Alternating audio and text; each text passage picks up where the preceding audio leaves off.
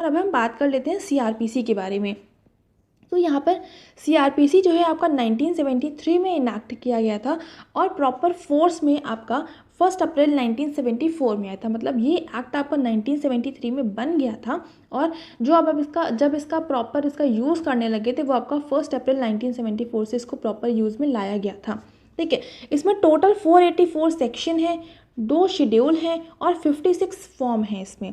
और जो आपके सेक्शंस हैं उसको डिवाइड किया गया है टोटल 37 चैप्टर्स में। ठीक है, मतलब आपके टोटल 484 सेक्शंस हैं और इन सेक्शन को टोटल 37 चैप्टर्स में डिवाइड किया गया है, 2 शेड्यूल हैं और 56 फॉर्म हैं।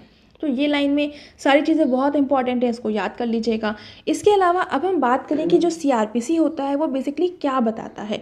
So it provides the machinery का मतलब है प्रोसीजर बताता है for the investigation of crime, apprehension of suspected criminals, collection of evidence, determination of guilt or innocence of the accused person and the determination of punishment of the guilty।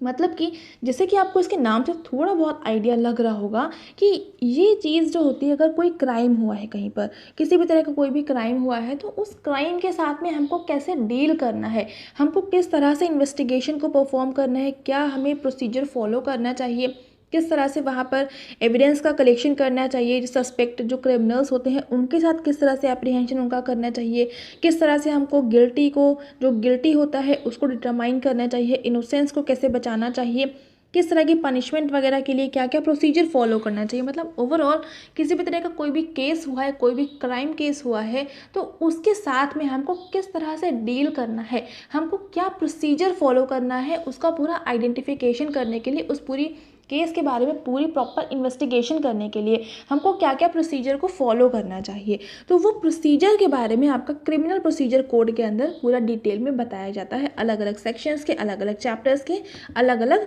उसके अंदर। ठीक है, and it also deals with the public nuisance, prevention of offences and maintenance of wife, child and parents। ठीक है, तो ये चीज़ भी आपकी सीआरपीसी के अंदर ही इंक्लूड करी जाती है कि किस तरह से हमें जो भी ऑफेंस हो रहे हैं उनको प्रिवेंट करना है, मेंटेनेंस जो होता है वाइफ, चाइल्ड, पेरेंट्स का, उनके बारे में, उसके अलावा जो पब्लिक न्यूसेंस होते हैं वो सारी की सारी चीज़ें भी आपकी सीआरपीसी के अंदर ही इंक्लूड करी जाती हैं। ठीक है, सो ये हो गया। अभी हम आगे मूव करते हैं और यहाँ पर क्या है, जो आपका सीआरपीसी है ये एक तरह का आपका प्रोसीजरल लॉ है। ठीक है, जैसे कि हमने बताया था जो आईपीसी था वो आपका सब्सटैंटिव लॉ था और जो आपका सीआरपीसी होता है ये आपका प्रोसीजरल लॉ होता है।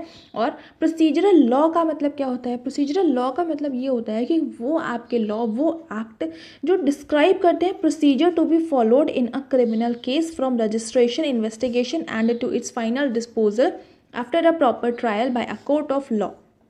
मतलब कि कोई क्राइम, वही चीज़ है, कोई क्राइम हुआ है तो उसके रजिस्ट्रेशन से लेकर के इन्वेस्टिगेशन और लास्ट में जो फाइनल रिजल्ट आता है, प्रॉपर ट्रायल वगैरह होता है कोर्ट में, वहाँ तक हमें क्या प्रोसीजर पूरा कंटिन्यूअसली फॉलो करना चाहिए, उसके बारे में, हमारे प्रोसीजरल लॉ के बारे में, उसके बारे में जो जितने भी प्रोसीजरल लॉ होते हैं वो बताते हैं।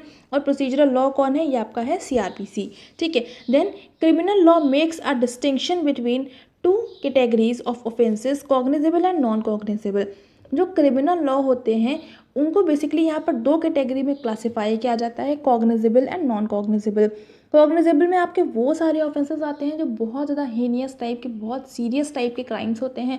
और नॉन कॉग्निजेबल में जो बहुत ज़्यादा सीरियस नहीं होते हैं, जो थोड़े से, मतलब क्राइम तो क्राइम है लेकिन बहुत सीरियस नहीं है, बहुत डेंजरस टाइप का, बहुत हीनियस क्राइम नहीं है, तो वो आपका नॉन कॉग्निजेबल हो जाएगा। और यहीं पर अगर बहुत हीनियस टाइप का क्राइम में, बहुत सीरियस कंडीशन वाला क्राइम हुआ है तो वो आपका कॉग्निजेबल ऑफेंस में इंक्लूड करा जाता है। ठीक है, अब इसके अंदर भी जो कॉग्निजेबल ऑफेंस होता है इसको भी फर्दर क्लासिफाई करते हैं। इसमें जैसे सेक्शन रहता है आपका, तो उसमें आता है cognizable offence amounting to murder, cognizable offence but not amounting to murder. तो ये भी चीज़ होती है, तो इनके बारे में ऑलरेडी हम पहले 1-2 वीडियो के अंदर पढ़ चुके हैं। तो अगर आपने वाला वीडियो नहीं देखा है तो ऐसे तो उसको ढूंढना मुश्किल हो जाएगा, बट जल्दी ही मैं इसके लिए भी सेपरेट वीडियो बना दूंगी, तो वहाँ से आपको समझ में आ जाएगा। इससे पहले जब मैंने कराया था तो किसी एक वीडियो के अंदर एक छोटा सा पोर्शन आया था, तो वहाँ पर मैंने इसको बताया था। ठीक है, तो इसके लिए मैं सेपरेट वीडियो बना दूंगी, तो वहाँ से आप इसको देख लेंगे। ठीक है, तो ये हो गया आपका सीआरपीसी के बारे में। और यहाँ पर अब हम बात कर लेते हैं, बेसिकली यहाँ पर पूरा प्रॉपर क्लासिफिकेशन टाइप से लिखा हुआ है, जो आपका आईपीसी है, जो आपका सीआरपीसी है, उसमें क्या बेसिक डिफरेंस है। तो यहाँ से वही सारी चीज़ें हैं जो मैंने अभी तक आपको बताई हैं, बस यहाँ पर पूरा प्रॉपर क्लासिफिकेशन टाइप से लिखा हुआ है, तो उसको आपको समझने में बहुत आसानी हो जाएगी।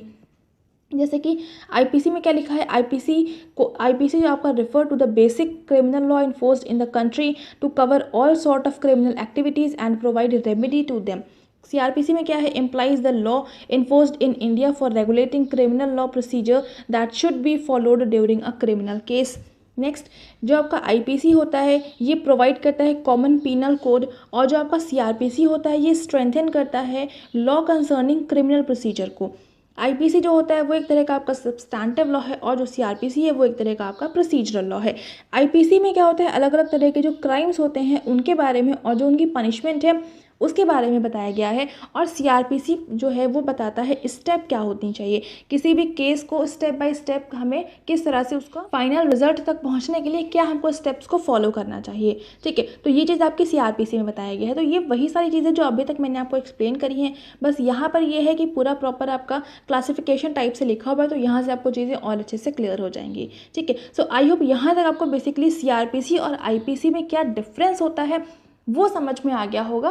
तो अब आपको चीज़ों को समझने में बहुत आसानी हो जाएगी कि कौन से सेक्शन आपके सीआरपीसी में आएंगे, कौन से सेक्शन आपके आईपीसी के अंदर आएंगे। ठीक है, सो आई होप यहाँ तक आपको चीज़ें बहुत अच्छे से क्लियर हो गई होंगी, बट फिर भी कोई डाउट रह जाता है तो कमेंट सेक्शन में लिख दीजिएगा। और अगर आपको ये वीडियो पसंद आया तो कमेंट सेक्शन में ज़रूर से लिखकर बताइएगा कि आपको ये वीडियो कैसा लगा।